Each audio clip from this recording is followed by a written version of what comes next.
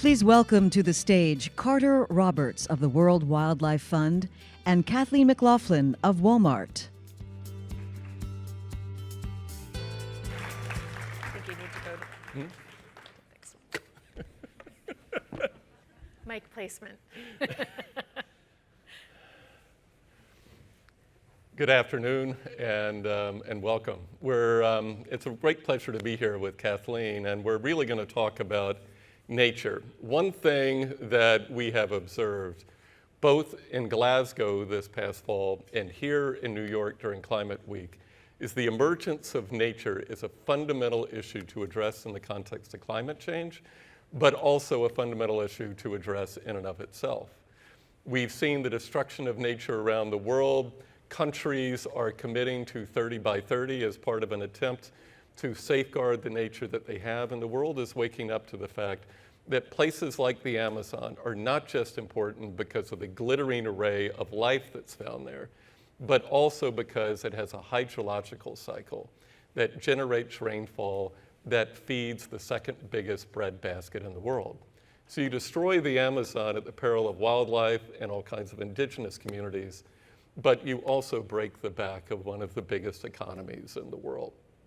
So corporations play a not insignificant role, a critical role in the conservation of nature and climate change. Walmart, with whom WWF has worked for many, many years, starting with certification, then Project Gigaton, is now taking a leadership role on nature. It's set some amazing goals, and I just want to turn to Kathleen to talk about that and ask, why on earth did you set a goal for nature, and what have you learned in getting after that? Well, you said it, Carter. So we had been working really since 2005 in earnest on energy, emissions, science-based target to get to zero emissions in our own operations by 2040, waste, circular economy, things that I think for 15, 20 years now, the business community has recognized as really critical for long-term viability of our communities, our businesses. And really it was about 4 or 5 years ago, due to, in part, to the WWF Living Planet report, that we realized nature needs to be elevated to the same level as climate ambition and circular economy. And so I'm really excited to be here with you to talk about that. Why? You said some of it. I mean, first of all, just we're all human beings, we're on this planet. If we don't get to 30% conserved nature by 2030, at least, at a minimum, we won't be able to exist the way we do now. But even if you take a very narrow business lens and say, okay, from a purely business perspective, why would you care about this agenda? Well, as a retailer, almost everything we sell goes back to nature. It comes from nature. It's an ocean, a fishery, it's a landscape, grassland, forest lands, freshwater landscapes. That's where certainly all of our food comes from, but even other products, if they're made with cotton, for example, and so on. So just from purely a surety of supply perspective, it's critical. But then also our communities, our customer communities, supplier communities, they're not viable without nature. So we spent a while taking our assortment and mapping it back to place, and worked out that it's about 50 million acres of land and 1 million square miles of ocean, if you consider the Western and Central Pacific Ocean, as source regions for the products that our customers buy and use every day. So we said, okay, what can we do with this? And we set a goal to conserve, protect, or better manage the commodity production on 50 million acres of land and 1 million square miles of ocean by 2030. And we're pursuing it through a number of ways. So one is just even defining, what do we mean by better manage? So regenerative agriculture, what does that mean for us? And we've taken the cues from science about that. What about forests? What needs to happen there? What about freshwater? What about oceans? And so we've set out some standards working with major nonprofits like WWF and others to identify what that would mean in terms of commodity production, conservation, restoration in our assortment. And then we've been pursuing that goal through basic steps around certification, but more importantly, engaging suppliers in place-based sourcing projects, and then using our philanthropy, Walmart Foundation, to make investments in additional place-based projects, in transparency and traceability tools, in policy advocacy, all the other things that we need in the system to advance this. So we're working in places like rice in Arkansas. We're working on irrigation practices and management of the cultivation of rice, the varietals, and so on. We're hoping to actually elevate farmer income as well as improve the landscape in and around the rice fields, and that will be supplying our great value rice. Or for great value tuna, working with Nature Conservancy and the Republic of Marshall Islands to create a new fishery in the Republic of Marshall Islands, where 40% of the profit for that fishery will be devoted to conservation initiatives, including protection of marine areas, marine protected areas, coastal restoration, and so on, and local community livelihoods. And that is now supplying 25% of our great value tuna. So we're trying to make this kind of work with nature the norm in the sourcing and production of food, even for a company like Walmart, where it's the everyday food, making the affordable choice the sustainable choice. So those are a couple of examples. There's one, Carter, with you, and this is through philanthropy in India, in Madhya Pradesh, with 3,000 smallholders producing cotton. And what's great about this is that region also is home to tigers and other wildlife, and those farms have forested corridors in and amongst them. So this project is helping those smallholders improve their yields, do some additional crop rotations, get a better market price, more sustainable practices, and conserve and expand that tiger restoration and biodiversity area. So those are a few examples. And Carter, there's another one that we've been working on with you in the US, in the Northern Great Plains. So, I'd love to hear from your perspective about that one. What do you think works about that, and what are we trying to achieve there? Thanks, Kathleen. I love the Northern Great Plains. It is the most iconic of American landscapes. It is a place that is defined by grasslands that are full of all kinds of biodiversity, but also grasslands that deep in their roots store tons of carbon, filter water, and sustain the economy and the livelihoods and the culture of not just ranchers, but also tribes and native nations in that part of the world that have a real connection to place. So we're working with Walmart, McDonald's, Cargill, others on creating programs to restore and deliver healthy grasslands in 1 million acres by planting cover crops, by creating water storage systems to help manage droughts, by eliminating runoff through better farming practices, and diversifying the kind of animals that are grown and raised on these ranches. The ranchers love it because it enables them to pass their land on through generations.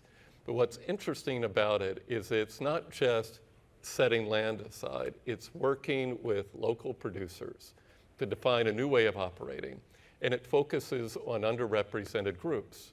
So 60% of the ranches in question are managed or co-managed by women.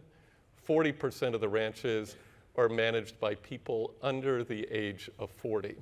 And I love this work because it keeps the place intact, it preserves the economy, but it also delivers the good on natural benefits of nature and benefits to the local communities.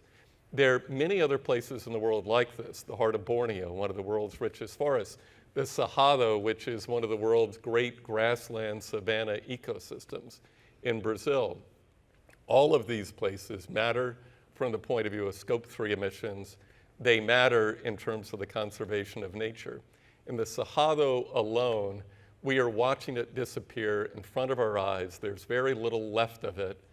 And it generates 250 million tons greenhouse gas emissions every year, equal to 53 million cars. And it will rely on a whole-of-house approach across sectors to keep it intact. So let me pivot back to Kathleen, because what I love about Project Gigaton and what I love about our work with Walmart, it is always, almost, a cross-sectoral collaboration. Mm-hmm. And I'd love for you to just reflect on, as you think about running through your whole business model down to the places where everything comes from, mm-hmm. how does cross-sectoral collaboration work? Yeah, well, it's absolutely critical. And that's been the topic of so many discussions here this week at Concordia. So policy, actions of business, expertise from civil society, including folks on your team, that really has to come together, because what we're talking about is the need for transforming the systems of production so that you get environmental sustainability, you get social justice, you get local income, engagement and empowerment of the local communities. That's very different from the way things work today. We're not going to get there unless we have that kind of collaboration. And that's really what we're trying to go for in each of these initiatives, is clear economic benefits to the local community, clear environmental outcomes that are improved, not only in the management of the local landscape, but contiguous conservation and restoration. And then, social benefits that come from that, from the local community, and that requires all three sectors. And the projects that I see that are working the best are the ones that are, delivering on that. I was talking about the one in India, that the goal there is a 40% improvement in farmer income, partly through a 75% reduction in inputs, which are expensive. So it's like yields and lower input costs. That also helps the environment. So you're getting better yields and smaller footprint and all these sort of benefits. So collaboration is critical, and we engage our suppliers in this work, not only our direct sourcing, but branded suppliers too.